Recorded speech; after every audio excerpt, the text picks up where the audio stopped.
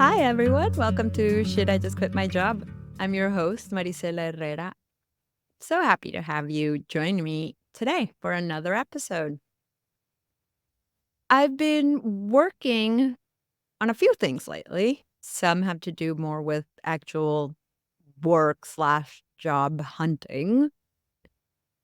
And another one is working on my submission for South by Southwest. So if you're not familiar with South by Southwest, it's a really big event that happens in March in Austin, Texas. And it has a festival component, a film festival component, and a conference that focuses on innovation and new ideas. It covers a lot of ground and it is massive. And so you can submit proposals for the sessions and those get voted on by the general public and also evaluated by the organizers to select which ones will actually be taking place. Anyway, the thing is, I've always thought it would be really cool to speak at South by. So, in the spirit of getting out of my own way, I'm going to submit something and it will be very heavily based on this podcast. So, thinking back on all the interviews I've done, the conversations I've had, just wow, I've learned so much from my guests and from each and every person who has taken the time to chat with me on the show and not on the show. And every conversation has sparked a new idea or it energized me or brought me down a path of reflection and discovery that I would have never gone down on. So, thank you.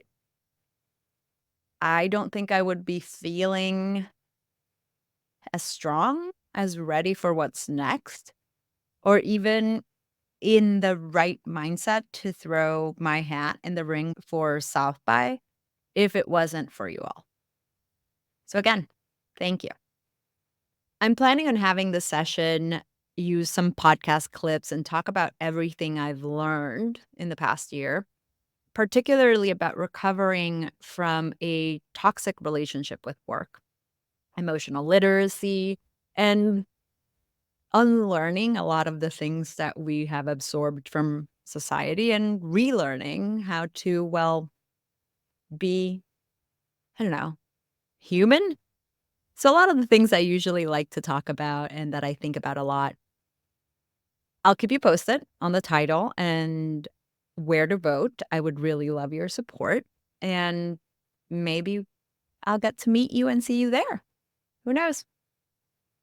Now, for today's episode, talk about someone who has reinvented herself and has helped so many other women do the same. Today, you're going to hear my conversation with Lesley Jane Seymour. If the name rings a bell, it's because she's very well known. She's the former editor-in-chief of More magazine, and before More, she was the editor-in-chief of Mary Claire. She was at Redbook, YM.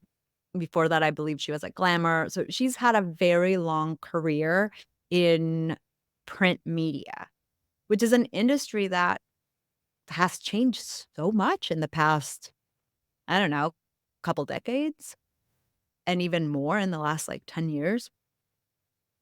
So a few years ago, More magazine closed down, and Lesley found herself at a point in her life, in midlife, trying to decide what to do, what was going to be next for her. And based on her passion for supporting women, advancing women, and helping women have a voice, she decided to start Covey Club. So Covey is a group, a club, a community for women 40 plus, women in midlife who are looking for reinvention, who are finding what's next for them and want to continuously learn. It might be that they're not necessarily reinventing themselves and like I'm changing my whole career or anything else like that. But these are people who are lifelong learners and want to continue to evolve as the time evolves. What Lesley is doing both through Covey and through her podcast, Reinvent Yourself with Lesley Jane Seymour, is really powerful. And as someone who knows what it takes to build, maintain, grow, and run a community, I know it's a labor of love. You don't do that if if you don't have a calling for helping others. I had an awesome conversation with Lesley, had some laughs, and talked about her journey. I learned a lot from her perspective as someone who has been in very tumultuous times in an industry that's changing. We talk about the pace of change in work today, about having a reinvention plan, about all the things. We talk a lot about women in business too, because of course, we both are very passionate about that topic. I think you'll really enjoy this one. Thanks again for listening, and I'll see you next time. What did you want to be when you were growing up? Oh, interesting. I really wanted to be a writer. That was my sole goal. I'd never thought I would get there. When I was like 6, I wrote about my parakeet, Chat Chat, was full book, never got published. But I've been telling my story and stories and all that. I'm not a fiction writer. I'm really a journalist and a nonfiction person. I think part of it, when I look back, I've done an awful lot of sort of reflection. I had a very authoritarian set of parents who their word was that was it. You didn't argue. They said X, you did X.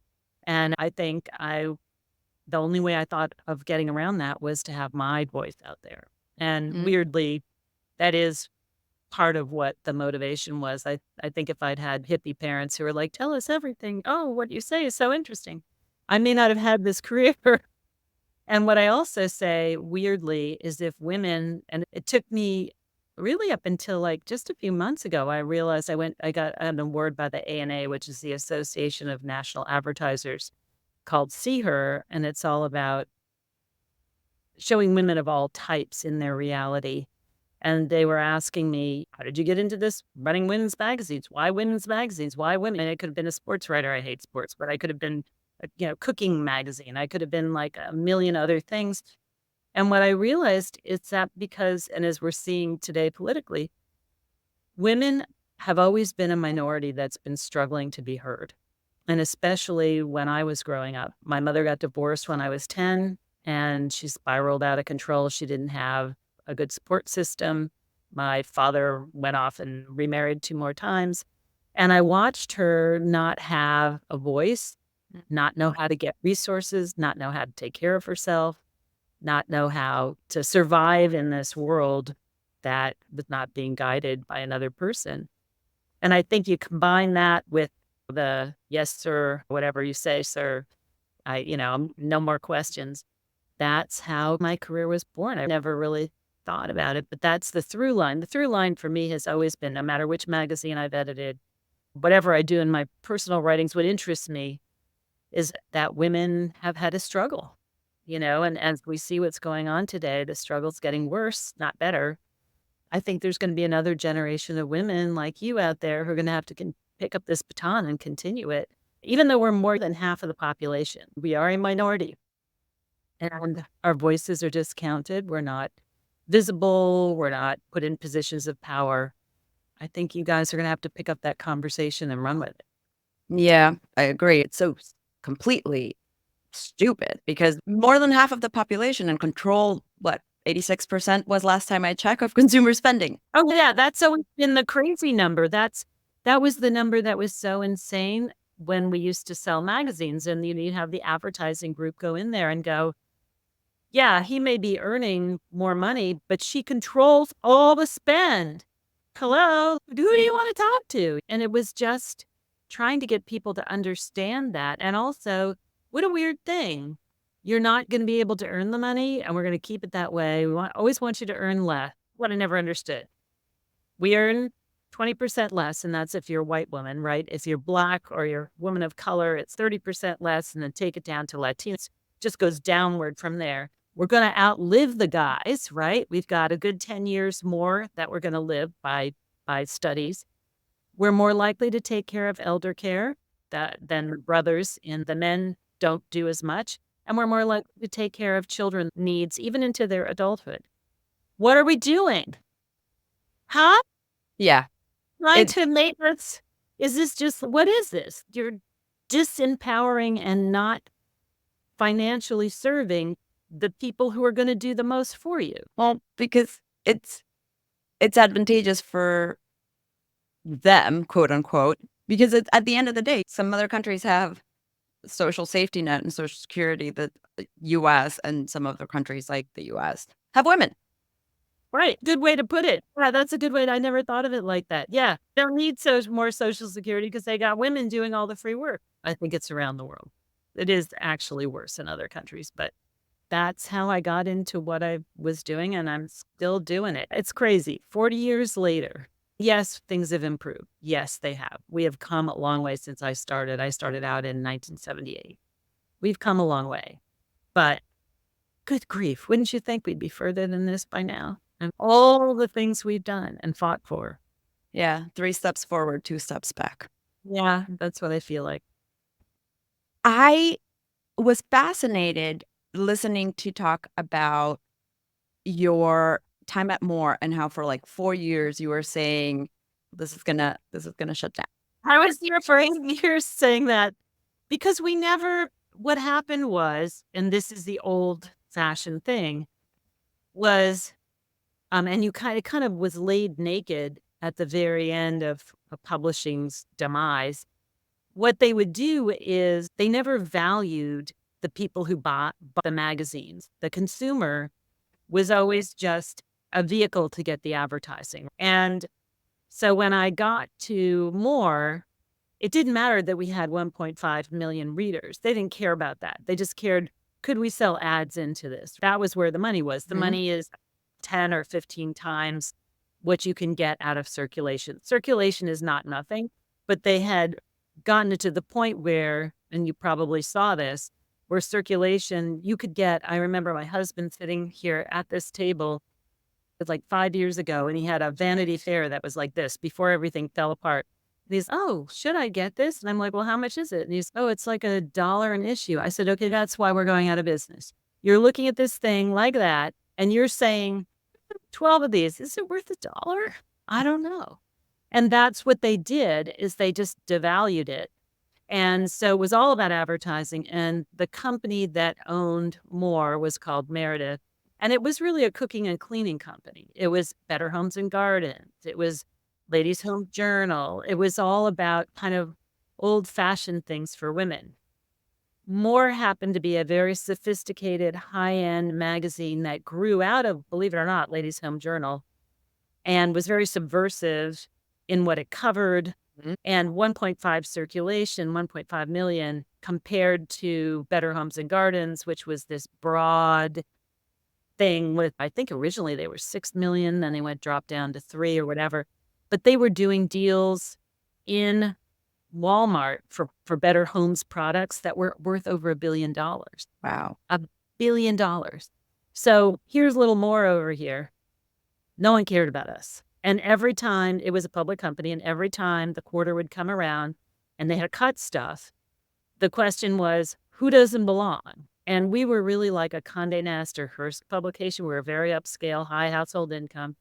And so every single quarter, we were like on the chopping block. And so my friends got really sick of listening to me saying, well, here we go. This is it. I know.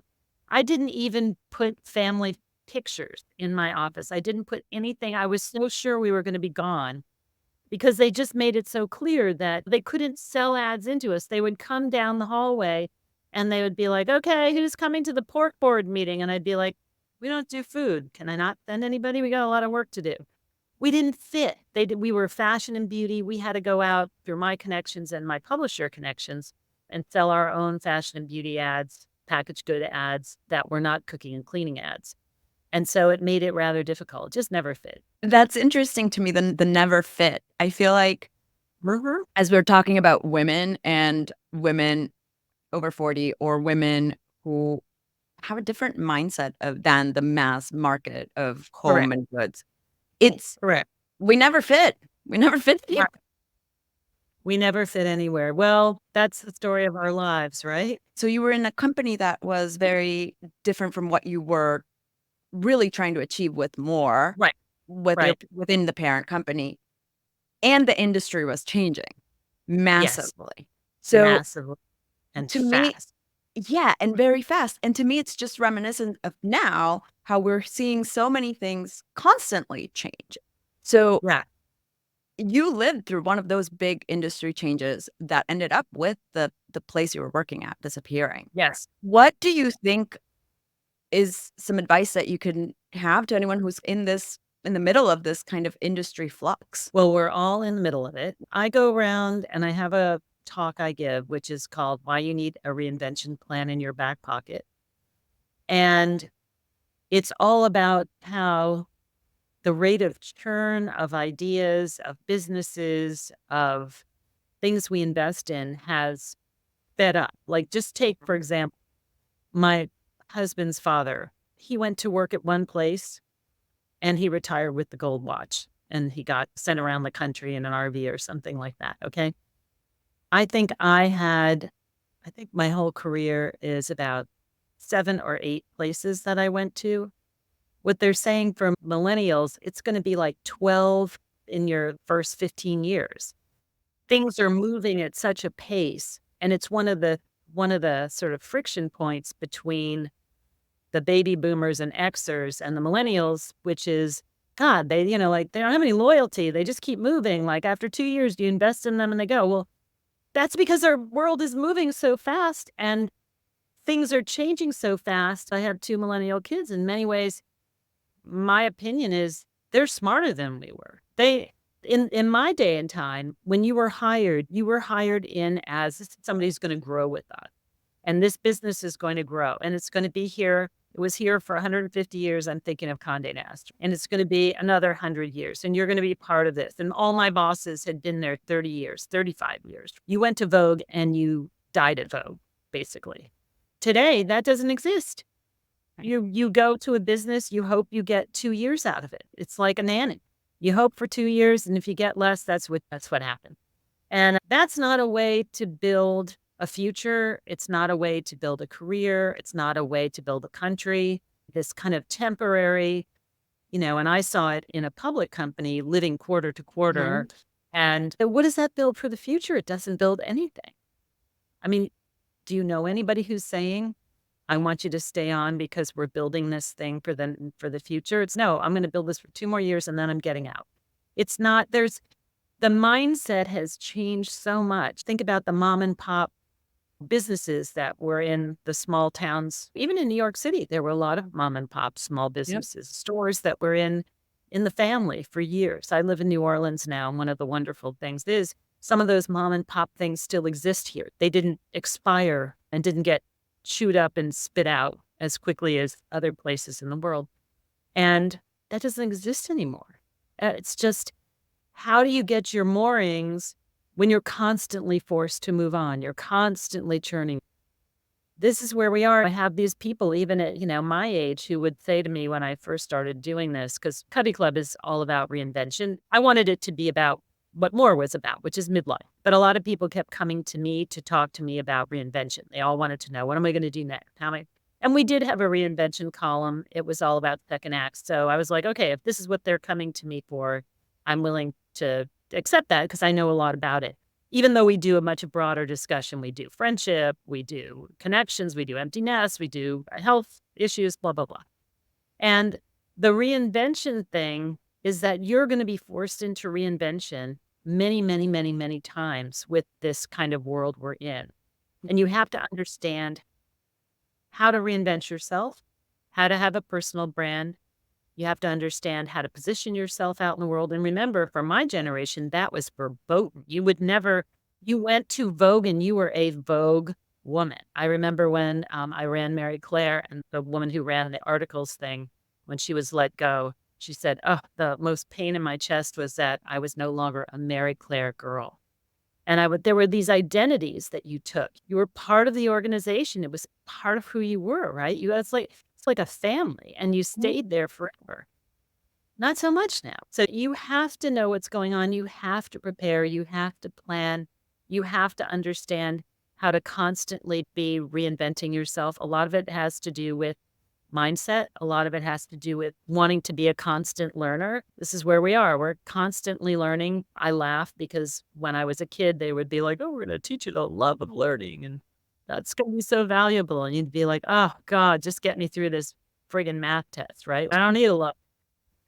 But actually, in this world that we live in, a love of learning, you aren't going to survive if you don't have a love of learning.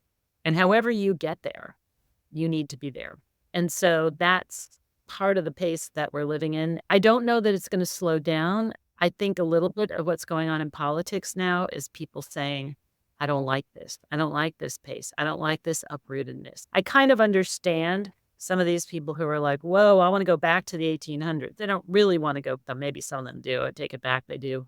But what I think they mean is this feeling of, I don't belong anywhere. Where are those businesses that you would be part of them? You'd be an IBM person. Yeah. Like, that's all gone. We are in a state of constant change, and everybody needs to have a plan in their back pocket for how they're going to constantly reinvent themselves. At Covey Club, that's what we teach women 40 plus, how to do that, because it doesn't come so naturally to us. My daughter's generation, she's 28. She grew up with the phone in her hand. I think her sense of speed and her sense of, she's not, it'll be interesting to see Yeah. if she's looking for that same sense of belonging to something bigger or not. Yeah, it's as you're talking, it makes me think I'm an elder millennial, so I'm, like, in the cusp. I'm Yeah. that lost generation of Right. people in between, and I feel like I'm more of the old school, like, I stay. I've worked at 2 places my whole life, Like me, I stay. Yeah. and that's the type of environment I hope we built wherever I was working, and I think that's why for me, it's so hard now I keep thinking work is broken, and I can't really pinpoint why Yeah. exactly, and that's one of the big reasons. It's the pace of change. It's true.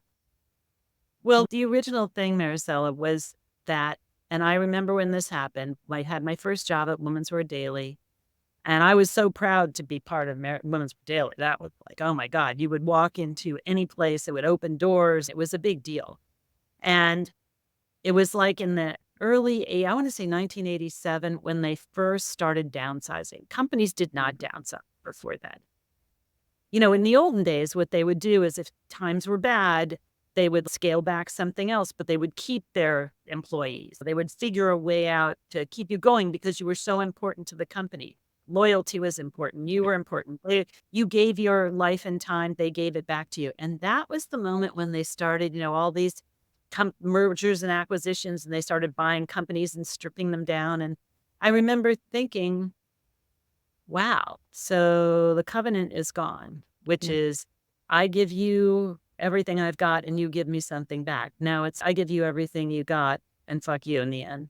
So to take it back to why I was always freaking out about more is because of that. Even though it was a big company, I Yeah. knew that any day they could pull, and they told me, they were like, "You're on the chopping block again." There was one point where they had their main magazines that were really important to them, Better Homes and Garden, I think Ladies Home Journal, I can't remember what the other ones were, and then they had the little ones that didn't fit, and we were like the babies. Remember those stories about the babies that were had for an organ donation for the baby that was, I was like, "Oh, so we're just like the organ donor," because they would come around and they'd go, "We need 3 spreads from your January issue because we need the money to put towards our bigger brand."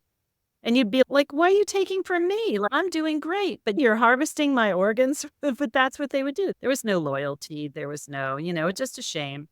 But that's how business became. And I think that's how it is. I do think that I think people are looking for more. They're looking for more in their business. They're looking for a sense of identity, a sense of belonging. We are missing. It's not just business. It's like society in general is broken. But I think business can be part of that repair job. But we can't do it by being unfaithful to the people we employ. That covenant has to come back, which is you're loyal to me, you stick around for 5, 7 years, you help build this place. You need to be part of us going forward. And I'm going to do everything I can to make sure you're still there. Or you can still leave, of course, if you want to leave. But if you don't want to, I'm going to try to do what I can because I believe there's a future here. But I don't know that everybody thinks there's a future. I think everybody's just living for the now, right? Look at all these big giant companies. It's just they do stupid stuff and it's just for now. And you've got AI coming, which is terrifying if you have a small business on the web. I was just reading about, have you read about the Google AI, which is going to just kill the web? The web's going to go away. Like it's too frightening to even think about. And AI, basically, it's just a big blender. All it does, and part of it, I've started playing around in ChatGPT. It's really very funny and helpful. But it goes in and it steals all your stuff, mishmashes it up, spits it out another way, right? Like, how is that right? How is that right? We're the creators. If we all stopped creating, there'd be no AI. It doesn't create. It just mixes up and spits out.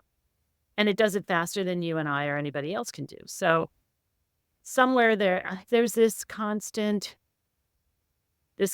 sort of dismissal of the value of who you are, what you are, your wanting to belong, your sense of humanity, your sense of being valued.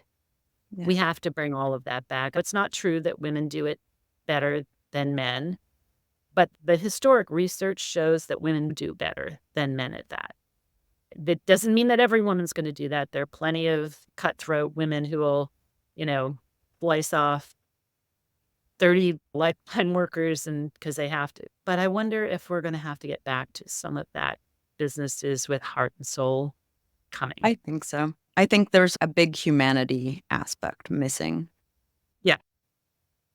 So how did you end up with the idea for Covey Club? Because you clearly understood the people you were going to talk to. These were your people. You were talking to them since more. But from someone who's ran a community, it's really hard. Well, no shit, Sherlock. Where were you? 7 years ago when I just started for this? Well, since you weren't around divulging that to me, thank you. We didn't know each other then. Too bad. It's hard. I laugh hilariously when I see people out there, not to denigrate what I'm doing, but where they say like, oh, something about, she's doing that just so she can make so much money. And I'm like, you need purpose for something good like luck with that. No, this is a job of love. I don't pay myself. I have a bunch of part-time workers. I have decided this year, this is year 7, that I have to make this move where I have to make it into a business because I'm really tired of doing everything myself. It's really fun when you've managed 55 people, when you've been in a corporation, when you've had all these things. It's really fun to get down in the thing, but I'm kind of tired of getting the coffee cup. Yep, I'm tired of that. And I'm like, okay, is this a business or is it just a love thing that I've been doing? And we change people's lives. It's very small, but we do change people's lives. I think the technology is there to build a real community and make things happen, much the way that we did with magazines. I want to have more of an impact. I want to get bigger. I'm trying to figure out, as we know, no guy in Silicon Valley is ever going to invest in a women's community. It ain't happening. They'll look at you like they're cross-eyed. And so you can't get investment. 3% of women get investment in anything. So I'm really trying to figure out where we're headed. I love what I do. It's a passion play at this point. Trying to figure out how do I monetize it. We have fabulous classes we do there. This year I've instituted a bunch of new things, some which are flying, some which are not.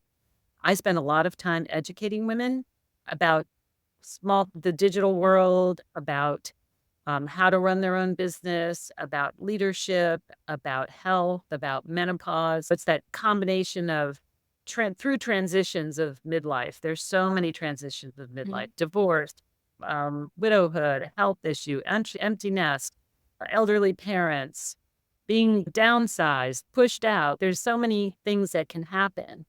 How do you come back together and recollect yourself and have a meaningful second half?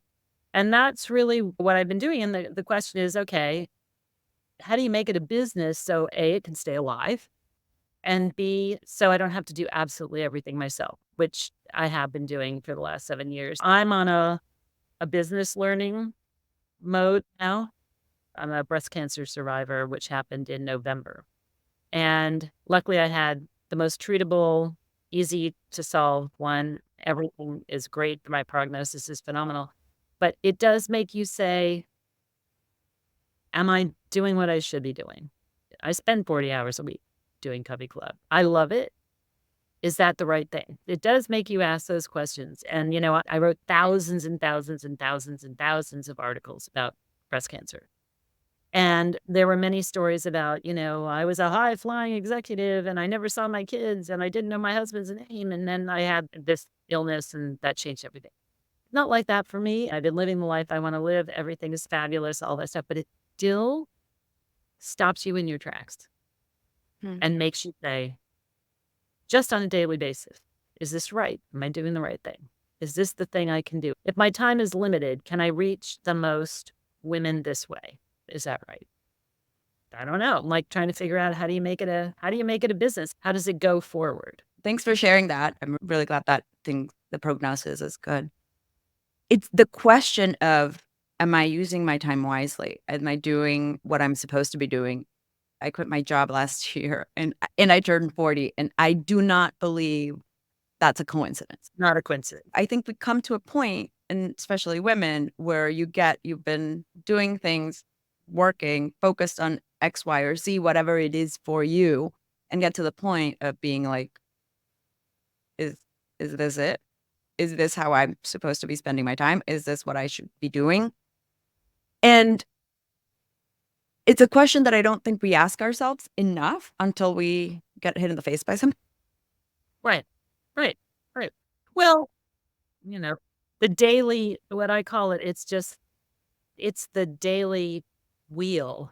The hamster wheel that you get on every morning if you have a job that you go to it's a wheel, and it has its own energy, its own dopamine supplied by getting up and having to do all this stuff. And then halfway through the day going, no, I just got here. Everything's good. I'm like, you're not even thinking. You're just going through and you're doing, but there's no moment to say, is this what I really should be doing? Yeah. That's the stop that you need to have and ask yourself. And the answer may be yes, this is exactly what I want. This is right. This feels good. Or it may be like, whoa, I'm not so sure. It's not surprising that you said you started Covey with just kind of the idea of women over 40 and 50s. Right. And then moved to Reinvention as a more specific focus. Because it's true. I've realized it with this podcast. The amount of people who just email me randomly and are like, thank you for saying all these things I've been thinking and no one's saying. Because everyone's doing it on their own. And I think the power with Covey is that community. Do not do it on your own. This was the learning that I didn't know I was going to learn. I just started doing the club because I thought I went through this myself. I was alone when the magazine closed. I didn't know how to start my own business. I just had my friends. I was like in the suburbs of New York. I was like, I don't know what I'm doing here, but I want to do what I was doing as close to magazines as I could. What could I do? And I had all these readers come to me and say, do something else for us.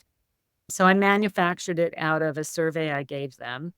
And I've just been winging it, kind of, that's how it is in entrepreneurship. And then saying, God, it took me, when I had to figure out what email delivery system I wanted to use, I didn't have anybody to ask. I had to do 3 weeks of research on MailChimp and this and that. And I couldn't barely understand all of it. What was it? And so one of the points of Covey was that don't do this on your own. It's better to do it in a group, because you can come to the Covey Club Facebook page, the special group we have for members, and say, I'm starting a business. What's your experience with email?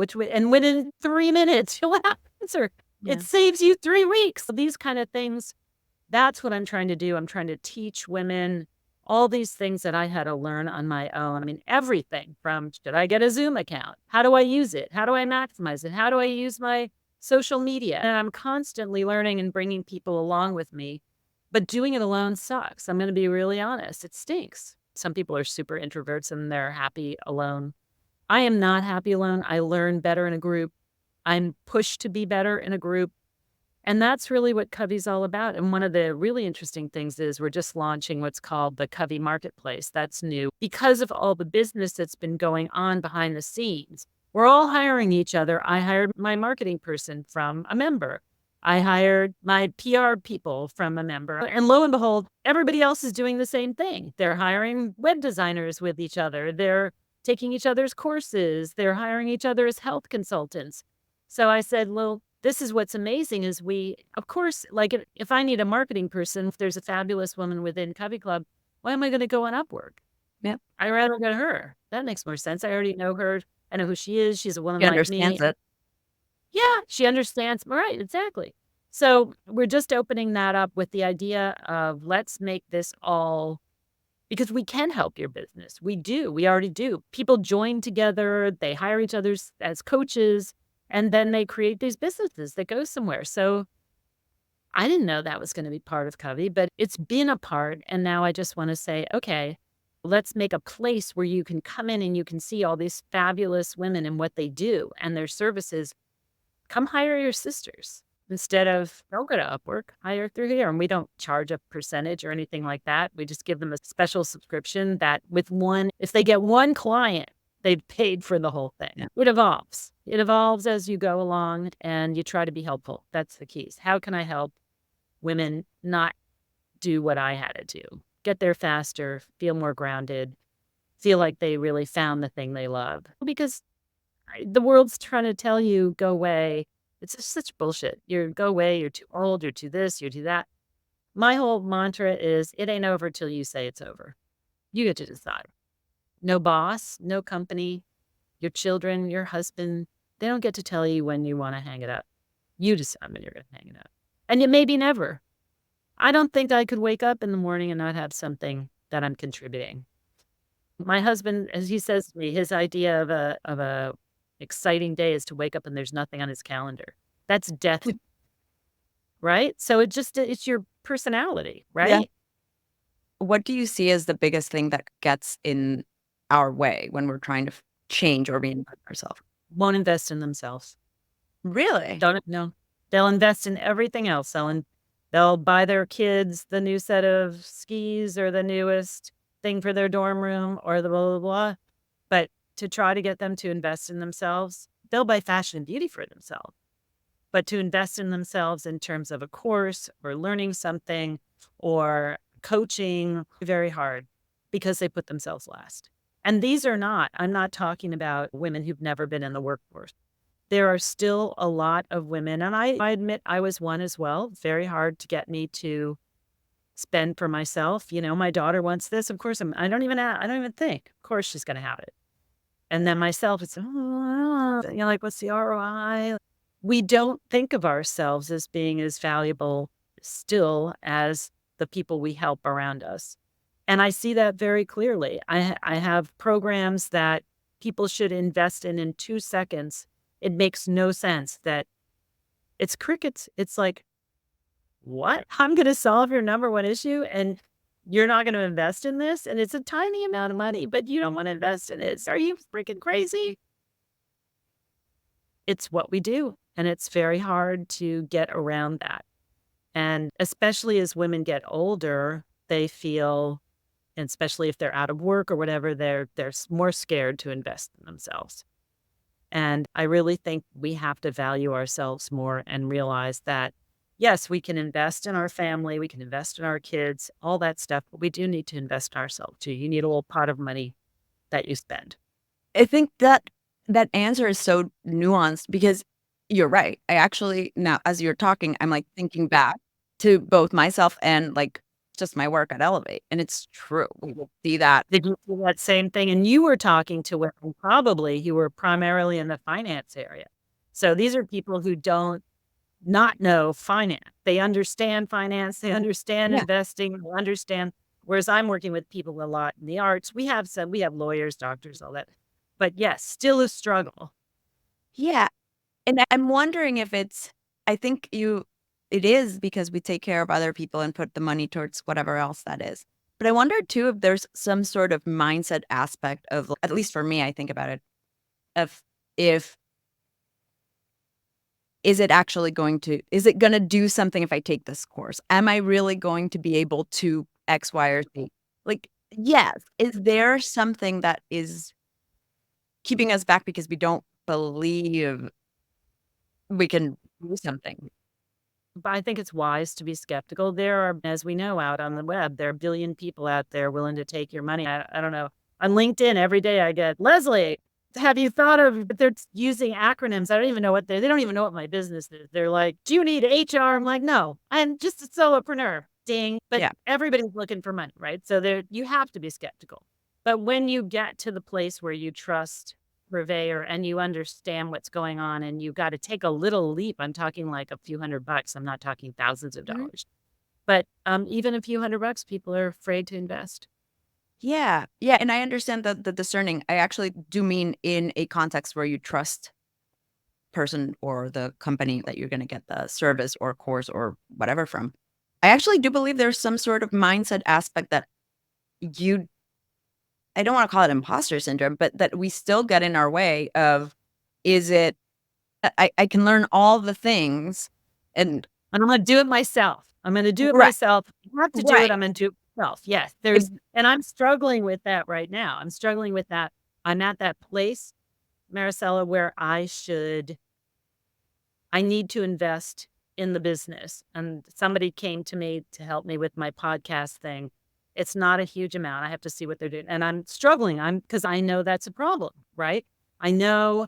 And I think, and I have for the last 7 years, I've done it myself.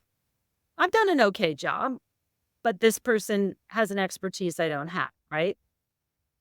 Why am I struggling? Why am I struggling so much? Like, I got to sit down and do a little ROI, but why do I feel like, oh no, like you should do it yourself? Like you're not worth having somebody else do this for you because somehow you're not really worth it. You should be struggling to do it. And I know it's in my head and I hear it in the women at Covey Club. And I think that holds us back. It I think does. it holds us back. I really do. I'm like really struggling with this. I struggle with it too. And I'm aware. I see the limitations. I see the problem. The other thing is mindset. I've interviewed over 250 people for my podcast, which is called Reinvent Yourself with Lesley Jane Seymour. And I interview famous people, regular people, a few men. We also talk about for certain people, reinventing your attitude toward eating, reinventing. We'll go bigger sometimes to talk about how to rethink certain things. So it's not just all personal things, but those people, it's very clear when people say to me, what is the thing that holds all these successful reinventors? I'm talking about people who've been literally one woman was hit by a train and lost almost all her limbs and goes on in academia. I mean, there are people like whatever you have going on in your life, there are people who have much less than you and they do what they want to do. So what is the thing? You know what it is? It's mindset, all mindset. And I have these people on there and I used to laugh because I'd be like, oh, you're from California. It's that California woo thing. They were like, I'm going to manifest. I was like, and I used to laugh. And there's a lot to be said. There's a lot to be said to seeing yourself and say, in a year, I want to see my podcast at blah, blah, blah. That's why we make vision boards. When you make a vision board, it's weird brain stuff that goes on. But just having that open mindset to say, I could do this. I could do this. I could do more. And to have that positive, open brain to say, and this is, I know you're going to sound like, do you come from California? What does the universe say to me? And I've had friends say that to me.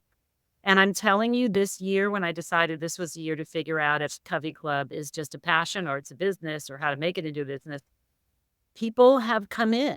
Like, people have come in who are helping me. I have a business coach from a friend, which I never had before. He's really pushing me to say, like, this first question, he's a Harvard guy, he goes, so what was the business thing that you saw that made you think you could make a lot of money? Like, I never asked myself that question. Don't laugh. But that was not on the list. No, I never asked myself the question. I just did it. Yeah. You understand that. I So, fully, but 100%. but this guy is in my life, and then this weird podcast thing just happened. This big podcast person is looking for people to come into the network, and I'm struggling with, should I pay for that? Just, it's mindset. I don't know. It's mindset. We all have to put our minds out there and say, we can do this. We can be open to new ideas. We can be open to what the universe is telling us. It sounds a little dopey, but I'm telling you, after interviewing 250 people, there's a lot to it. I believe it. I believe it. It's hard. It's hard to change your mindset. It's Right. the hardest thing to change, I think. Right. But you can. The research shows you can, that if you want to change your mindset, you can. And these are open mindsets and closed mindsets. Closed mindsets are the people who think this just can't be done, can never be done, can't be, nothing can change, nothing can change. It never works out. To saying, well, how would we make it work out? How would we tackle this? I think that's one of the things I have to say I love about being an entrepreneur is I'm a very curious person, and I'm also a very persistent person. And what used to frustrate me in these big corporations was I'd have an idea, and the red tape would keep the idea out of being produced for sometimes 6 months to a year. The whole thing was insane. And by the time they gave the approval, it was no longer a valid. Some 10 people had already done it. So what I love is you and I can have a conversation today, and I can execute something that we talked about at lunchtime. I love that. And sometimes I'm wrong and fall flat on my face. I love the fact also that since my whole life was in print, where you made a bet and it was in print forever. What I love is digital, and you make a bet, it falls on its face, you just get rid of it. Well, I don't even, which program are you talking about? Did we? Oh, I remember that one. Oh, I had not thought about that, but it's a great practice of just doing things. well, that's why I say to people, as I'm one of the things that we are embarking on are, because we teach twice a week, we bring in experts. We don't pay those experts. What they get is they come and teach for an hour, and they get followers, they get coaching clients, they get that's what they get out of book buyers, all that stuff. But some of these topics we want to go in deeper, right? You like when you're talking about LinkedIn, like everybody wants to understand their LinkedIn. It's very hard to do it in an hour. So we've established these master classes where we're going to spend 3 hours, 6 hours a month on something. So you can really dig in deeper and really super learn. And what's unusual, yes, there are a million little videos out there for various things, but good luck to you if you can understand. I was trying to understand something on my Facebook page or whatever, and I looked for the videos, and you get the guy with the heavy accent saying, push the button here, push the button there. Now I hope you like this. And I'm like, where's the button? I can't even see the button you're pushing. What button are you talking about? And I'd roll back and can't slow it down. And it's push that button. Now push that button. Now, and I'm like, this is not for me. How can I learn? We know how to teach people like us who had a different way of learning. We know how to do it, and it's slower. And we make sure you can see the button. And we'll probably give you a download of where the button is so you can go back and look. And that's become a really important part of what we do. We aim to teach and aim to make your mindset open that you can learn this stuff. And if you don't learn this stuff, you will become obsolete very quickly. I do see we have what I call a digital divide. A lot of women 50 plus, when digital was first coming in, they were at senior levels and they would hire assistants, and the assistant would do all that stuff. So they never had to learn it. When they leave the corporate life, they don't know how to do anything. And it's important and vital that you learn this stuff. And you don't have to be a ninja, but you can't you're not going to be able to do your own business if you don't understand tech at all or digital. Yeah. So that's what we teach as well. Like I have a great class. I'm really excited. This great woman I met at one of these digital conferences, and she teaches AI, and she's going to come teach AI for dummies, which is my group. Like, what do we do here? How do we use this? And she's a woman over 40. She gets it. Having an open mind, learning that you can learn, that you can improve, that you can change, you can be what you want to be next, but you have to really believe that. Mm. And I suffer from the same thing. Look, I'm not going to say I don't suffer from the fact that, like, is this really meant to be a really good business? Am I worthy? I'm struggling. I'm struggling. Like, why isn't Covey Club up here? I would like it to be up here. What do I have to do to get it to be up here? What do I have to invest? Do I need to have that mindset that it should be as big as X? I don't know what that would be. My old magazine, should it be as big as more? How Yeah. do I get there? Yeah. You know? Yeah, it's a hard one to have that openness of mindset. What I was going to say about the way you're teaching too is community is a very blah word, like everything. I don't know if it's because of where I used to work, but every time I'm somewhere in a conference or anything and someone says, well, you have to build a community to do Oh, X, Y, Z. right. And like, Right. it that doesn't mean anything. Social media is not a community. Sorry. Right. Right? No, Like, not at all. but for learning with other people is way easier and way better. And it's also more But practical. you saw that also. You saw that too. 100%. So I think that adds a layer to the value of what you're building. And that was by accident. I didn't know that. No, I didn't know that. And also reinvention here was the big learning. Reinvention with strangers. When I first started doing this, I thought people are going to want to like bare their soul with strangers. Here's what's really interesting. It's easier to reinvent with strangers than it is with the people you know. The people you know, they don't want you to change. They're very happy, unless you're a miserable human and they really want to change. But just in general, they love you the way they are. You are. That's who they know. They've known you like that. Whereas with Covey, you want to be someone with blue hair. You show up first day with blue hair. Everybody says, oh, that's the one with blue hair. Whereas you're with your old group, they're like, oh, no, you shouldn't do that. That doesn't look good on you. I'm not sure. I thought I liked you much. And part of it also is that it's a challenge to the other people, especially if you're in a situation where you've kind of gotten yourself into a gripe group where everybody's connected by complaining about how things can't change and how you can't do anything else. And that's a very comfortable place. You don't really have to invest much. You don't have to do much. You can just talk about how unfair the world is and you can't go anywhere. If one of you breaks out of there and really says, you know what, I don't believe that anymore. I believe I can do something. And they do. That's scary because then what does it say about the other people in the group? Oh, look, she did it. Shit. Now what about me? I better stop complaining, or I'm just a complainer. Am I just a complainer? Maybe I am. Like, what does that say about me? So we've learned that putting women together who don't know each other, shockingly, creates these incredible sparks, I'm just writing the emails about the marketplace now and the stories of the interactions. And then I hired her to be my marketing person. Then I hired her for a conversation about DEI because I'm opening a place that used to be a plantation, and I have to be very careful about how I talk about that. It just, Yeah. together we can do great things. Yeah. You're totally right about that, about the stranger part. You see that as well?